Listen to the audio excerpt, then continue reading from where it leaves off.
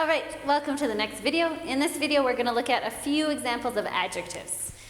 So the one thing we have to know with adjectives is that the start of the adjective is going to agree with the noun. So if you watched the last video when we talked about directions, we said iko, it is, will also accord with the noun. There's this thing called noun classes. We'll look at them in later videos, but the thing you need to know is that the adjective is going to agree with the noun. And the agreement comes at the start of the word. So different in English where we make something plural, we add an S at the end. In Swahili, a lot of times you're going to notice the change is going to happen at the start of the word as opposed to the end. So in this case with adjectives, the change is going to happen at the start and it's going to agree with whatever noun it's describing. There are 11 different noun classes. Some of them will have the same starting, some of them are different. It all depends on the noun class.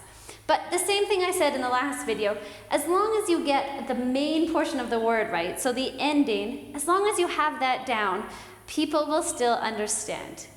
So instead of trying to figure out all the noun classes right now and all the accords, I just want you to get used to hearing the last part of the word, the last few letters of the word, which is the main part of the word, so that you get a sense of what the words mean. We'll look at noun classes later and we'll figure out how to make sure that the adjective agrees with the noun, but that will come later. For now, I just want you to get used to the word.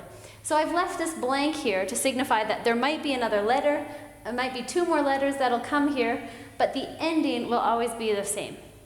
So let's get started. We have kubwa. Kubwa. Kubwa means big. So one example might be kitu, kikubwa. So kitu as the ki noun class, which means ki would go at the start of the word and it would become kikubwa. Kitu, kikubwa.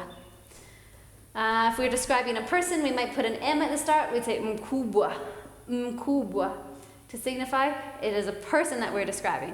But I don't want to get into those too much. That was just a little example to let you see how it could work. Just get used to the main part of the word. So kubwa means big. Dogo, dogo means small. Dogo, small. Defu. Defu means tall or it means long. So safari and defu, which would mean a long journey, defu. Or we can have another word which is just slightly different. When we're describing a person who is tall, we're going to have mrefu. Very similar to defu. The last two letters are the same. Mrefu means someone that is tall. Something defu, a building can be tall, a tree can be tall. Defu is the adjective that goes with that. Fupi. Fupi means short. So again, whether it's a building, a person, a house, a short amount of time, it can be described as fupi. Gumu. Gumu. Something that is hard. Gumu. Laini. Laini. I'm not sure why, but this one doesn't change. When we're describing soft, be it a person, be it a building, be it an animal, be it a piece of fabric, it's not going to have a change. I'm not sure why. I think it might be an Arabic word. I could be wrong. But laini stays the same no matter what it's describing. Laini, soft. Zito. Zito means heavy. Zito. Again, the start will change depending on what's heavy, whether it's a person, whether it's an animal, whether it's a chair. Zito will change in accordance. Epesi. Epesi. Again, describing if it's someone. Mwepesi, starting with an M, mwepesi. But if it's a chair or piece of material, then we'll have a different start. But just know, epesi. This one, much or many, normally it's going to be nyingi.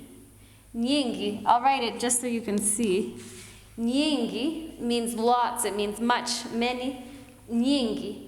But it'll also be, just depending on what it's describing, it could be vingi, wengi, kama ni watu. So people would be wengi. So the start will change, but just know ingi is the base of the word. Chache. Chache means few. Few. Chache. Again, start will change. Baya, baya means bad. And zuri, we've seen this word before, but we saw it as nzuri. When we were asked, how was your day? And the answer was nzuri, it means good. But again, it could have different starts. It could be kitu, kizuri.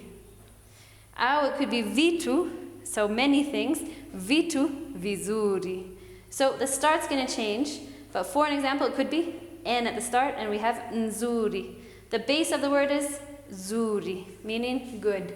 So those are just a few. There's more adjectives. We'll have another video with adjectives later on, but here are some of the main ones that you can get started with. Kubwa, big. Dogo, small. Defu, tall. Fupi, short. Gumu, hard. Laini, soft. Zito, heavy. Epesi, light. Ingi, much or many. Chache, few.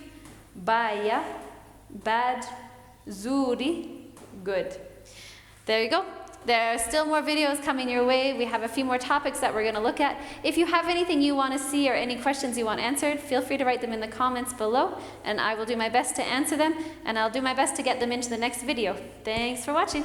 And if you like what you see, feel free to send a little money our way so we can help our projects go, and we can help do some good for some kids in Tanzania. Thank you.